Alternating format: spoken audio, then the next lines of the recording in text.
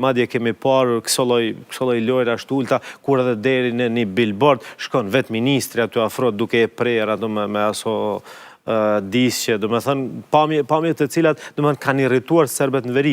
Unë mendoj se edhe fitoria e listës serbe me kaq bindshëm në raundin e parë kanë ndikuar me një të serbet i kanë quar se na persekuton Prishtina. Dhe Prishtina ata identifikojnë me qeverin Kurti. Pra nej ju kanë ndihmuar listës serbet fitoj kështu bindshëm definitivisht qasja agresive, po e quajmë pra Albin Kurti dhe lëvizjes vetëvendosje.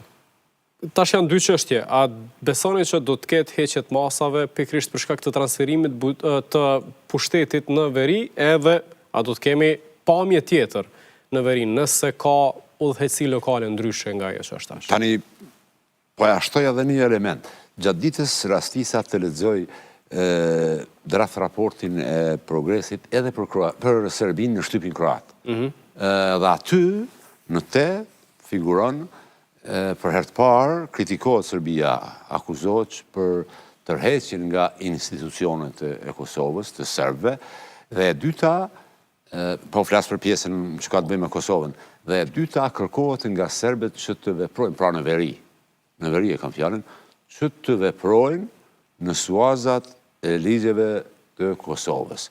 Nëse ata provojnë të bëjnë një gjë të tillë, unë nuk e përjashtoj atë, është shumë e mundur ajo. Atëherë do të thotë edhe e dytë dhe akuzohen thash pak më parë për tërheqje nga institucionet. Nëse do ta bëjnë një gjë të tillë, unë mendoj se do të marrin fajsin për... Çka mund ndodh, ata kanë shtruar një akt agresioni dhe s'janë sankcionuar. Këtu ke drejt, absolutisht ke drejt, por në atë variant Kosovës duhet t'i hiqeshin masa sepse kërkohet transfer. Në atë rast Kosova nuk është fajtore që transferi nuk është bërë si duhet, që ata bëjnë eventualisht cëlim i rendit kushtetues, nëse prekim, si që thotë zoti Kelmendi, flamurin, mishkrimet, simbolet, është cëlim i rendit kushtetues.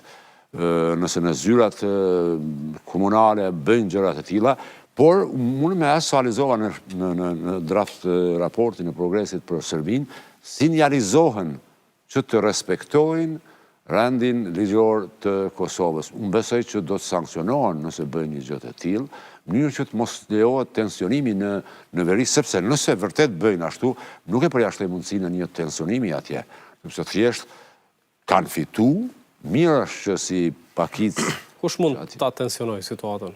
Nëse ata bëjnë heqjen e simboleve të Kosovës, flamurit të Kosovës, mbishkrimeve në gjuhën shqipe tazëm, normalisht që do të ketë tension. Atje janë forcat policore të Kosovës, janë njësitë speciale, kështu që nuk e përjashtoj.